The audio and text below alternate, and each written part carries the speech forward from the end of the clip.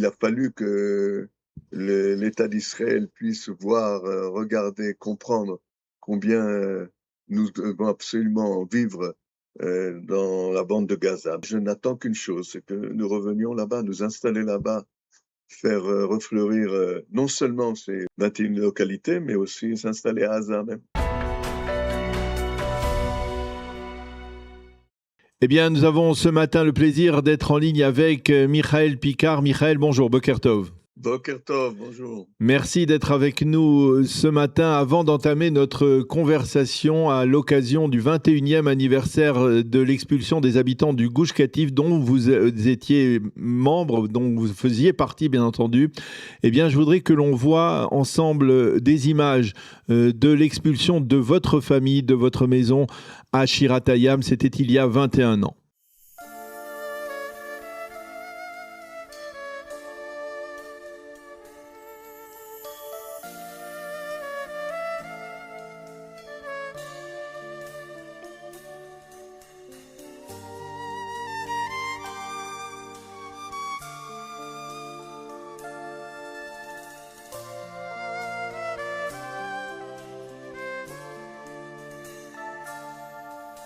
על אלה אני בויחיו, אני בויחיו. על אלה אני בויחיו, אני בויחיו.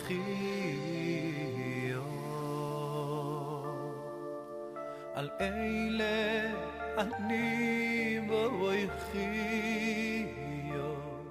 Alors, Michael Picard, nous avons vu ces images, vous les connaissez, ces images, vous les vivez, elles sont dans votre cœur, on en est certain. Je voudrais avoir vos sentiments ce matin à l'occasion du 21e anniversaire de l'expulsion des habitants du Gush Katif. Quels sont les sentiments qui se bousculent, je suppose, dans votre tête et dans votre cœur? Une grande mélancolie de cette période et de cette histoire du Gush Katif. C'était une aventure absolument extraordinaire.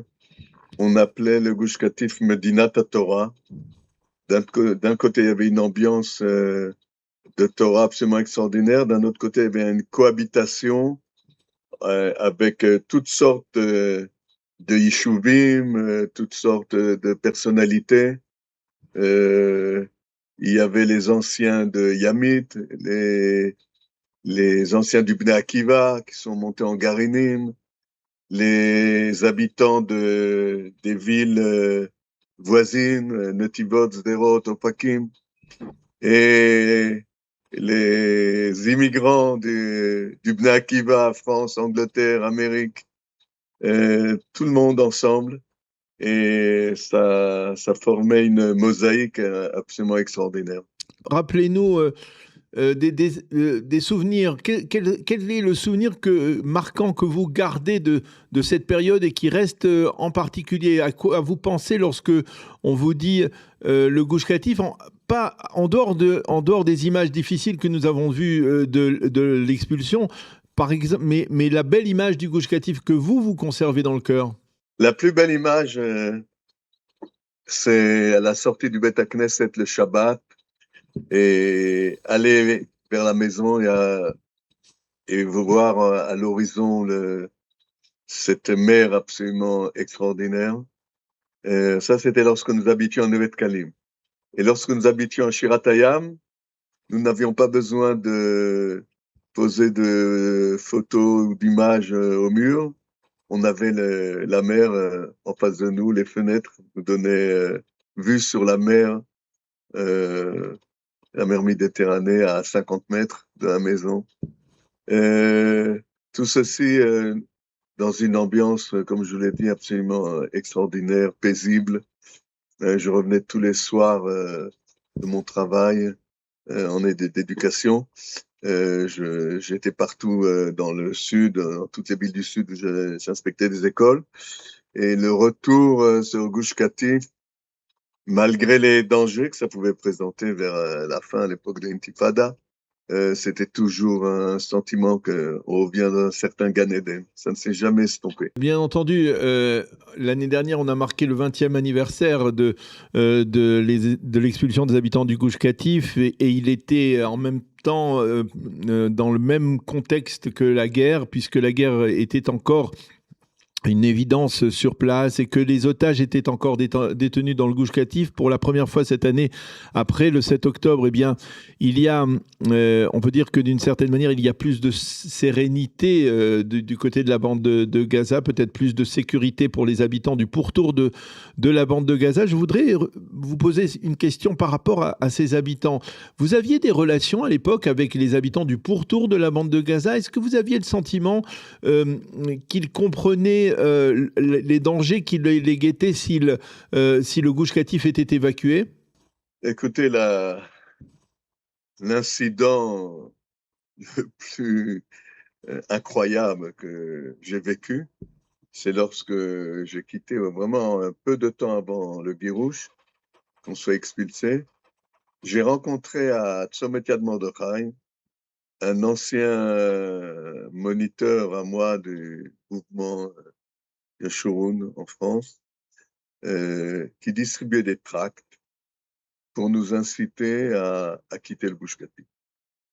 Il habitait dans un des kibbutzim du Hotef, à côté de Kfar Aza, kibbutz religieux, mais il avait une position que je trouvais absolument aberrante. J'ai pris ce tract, j'en ai fait une boule et j'ai jeté dessus.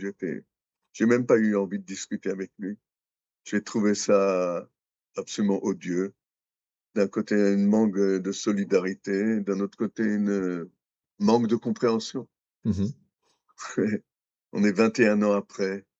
Et vous savez, l'expression que j'ai en tête lorsque je pense à ce qui s'est passé, c'est vraiment Bal Tashrit. Bal Tashrit. Il y avait 21 localités florissantes, près de 10 000 habitants, une agriculture hors pair. Et tout ça a été détruit. Pourquoi?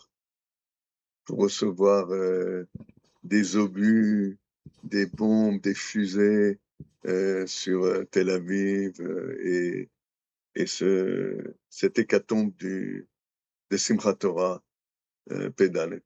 C'est absolument incroyable. Et c'est un grand gâchis. Un grand gâchis. Mais d'un autre côté, il semblerait que les roues de l'histoire tournent lentement. Et malheureusement, Am Israël n'a pas compris que faire ce cadeau, entre guillemets, aux Palestiniens, c'était encore une fois du gâchis. Et il a fallu que l'État d'Israël puisse voir, regarder, comprendre combien nous devons absolument vivre dans la bande de Gaza qui fait partie d'Eretz Israël, comme tout le monde le sait. Et pour moi, je n'attends qu'une chose, c'est que nous revenions là-bas, nous installer là-bas, faire refleurir non seulement ces 21 localités, mais aussi s'installer à Gaza même. Ça pour vous, c'est plus qu'un rêve, c'est-à-dire c'est quelque chose que vous sentez être concrétisable, que l'on peut concrétiser ou que l'on doit concrétiser dans les prochaines années? Au niveau personnel, là où on nous met, surtout en Eretz Israël, nous sommes heureux. Nous sommes installés ces dernières années, après ma retraite à Yerushalayim. Qui n'aime pas Yerushalayim? Qui ne profite pas à chaque instant à Yerushalayim? Mais nous sommes inscrits au Garin qui veut s'installer à Gaza parce que c'est une nécessité politique. Sans Ityashvut, sans que la population s'installe en bande de Gaza, ce sera de nouveau perdu. Il faut absolument, là, malheureusement, je ne comprends pas les décisions politiques de notre gouvernement. Pourquoi n'avoir pas tout de suite déclaré que le Gush Katif est de retour? Il y a beaucoup de gens qui se sont inscrits donc dans cette future implantation dans la ville de Gaza ou dans Gaza?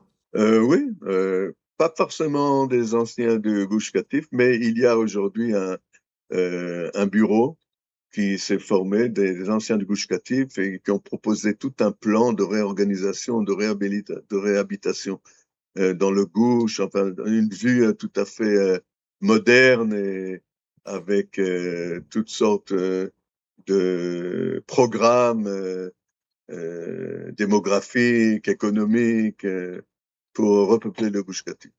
Il y a Ah, de la place pour 1 million de Juifs au Gush Katif. pour 1 million de Juifs au Gush Katif, Michael, vous nous le disiez à l'instant, vous êtes éducateur, vous avez été pendant de nombreuses années inspecteur de l'éducation nationale. Euh, on se souvient de cette période du Gush Katif où l'on disait que, en fait, la Tzionut Datit, le sionisme religieux qui portait ce mouvement d'implantation, eh bien, n'a pas su s'implanter dans les cœurs. Euh, Est-ce que s'il fallait le refaire, il y aurait eu quelque chose d'autre à faire sur le plan éducatif pour essayer de mieux comprendre la centralité de la terre d'Israël? Est-ce que vous pensez qu'aujourd'hui, après le 7 octobre en particulier, on a plus conscience dans la réalité israélienne de la centralité de la terre et du lien qui lie le peuple juif à la terre d'Israël? Au niveau éducatif, dans les écoles primaires et les écoles secondaires, bon, il faut parler d'Eretz Israël, il faut parler de notre lien à la terre d'Israël, il faut bien montrer les cartes, il faut montrer des cartes où Eretz Israël comprend Gaza, la Judée, Samarie, le Golan, le Bashan, le sud du Liban. Il faut montrer l'histoire de David Ameller, qui a qui a complété les conquêtes de Yahushua. Et c'est il y a aujourd'hui, il y a les bases. On voit, je vous ai dit, les gens qui se sont inscrits ne sont pas d'Afka les anciens du Gush Katif. De tout, on voit des gens de toutes les régions, de Yerushalayim, Tel Aviv, du nord, du sud, qui s'intéressent au retour à Gaza. Et c'est des choses qui doivent se faire d'une manière naturelle. Parler d'Eretz Israël, parler de la géographie d'Eretz Israël. Et bien sûr, essayer d'établir les relations les plus proches et fraternelles avec tous nos frères. Les différents politiques ne doivent pas nous amener à la haine, mais au contraire à l'amour, à rechercher en chacun le meilleur et ainsi faire savoir, faire connaître nos idées. Et je pense que de toute façon, le mouvement de l'histoire va dans ce sens. On reviendra à Gaza, on reviendra à Gush Katif. En aucun cas, on ne peut abandonner aucune région d'Eretz Israël. Tout abandon provoque immédiatement la violence. Nos voisins, les Arabes, s'ils sont seuls, ils ne sont pas entourés par nos soldats, eh bien, ils rentrent dans ce vacuum et ils forment leurs soldats à eux qui tournent leurs fusils contre nous. On a beaucoup parlé de l'impact, on parle beaucoup depuis la guerre de post-traumatisme, on a aussi parlé à l'époque des habitants du Gush Katif du traumatisme que cela avait provoqué, l'évacuation de leur maison, de leur propre maison, sous les ordres de l'armée israélienne.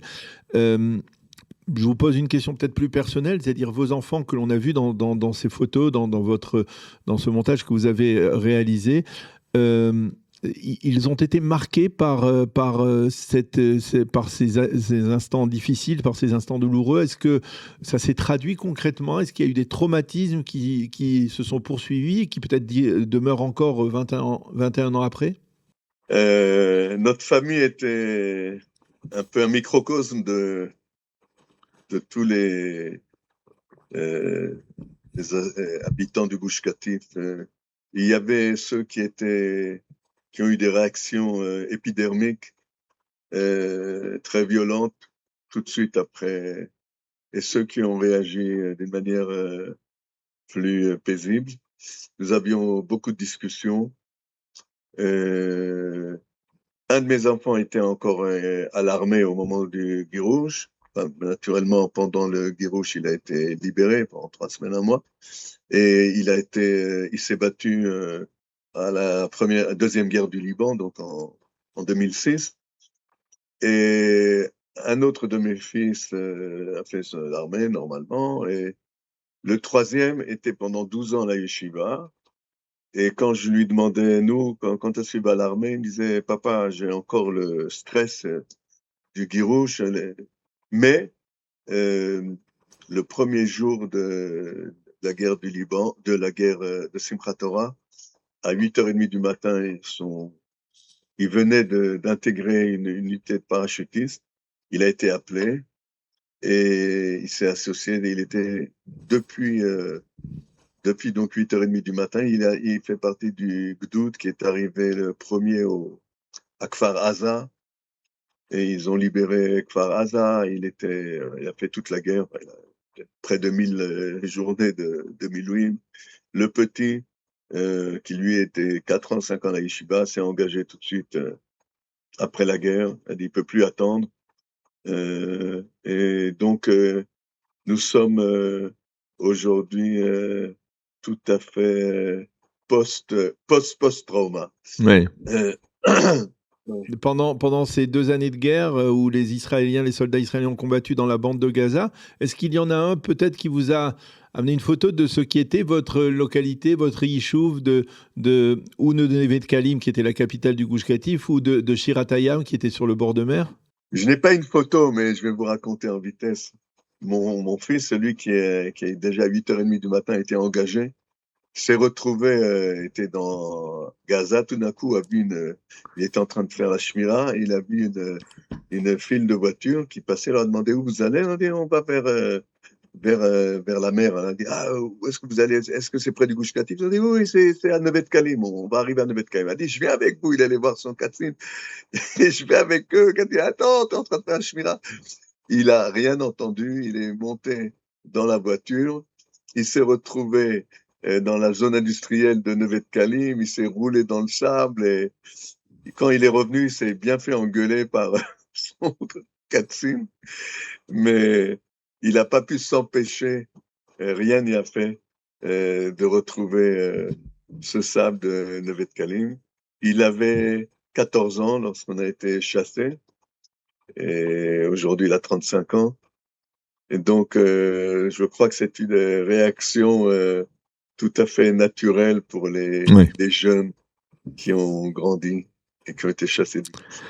Eh bien, Michael Picard, merci beaucoup pour ce témoignage très émouvant, bien entendu, donc marquant le 21e anniversaire de l'expulsion des habitants du Gush Katif, de votre expulsion, de vous et de votre famille, de la petite localité de Shirat Hayam sur le bord de mer. Merci beaucoup d'avoir accepté de témoigner aujourd'hui.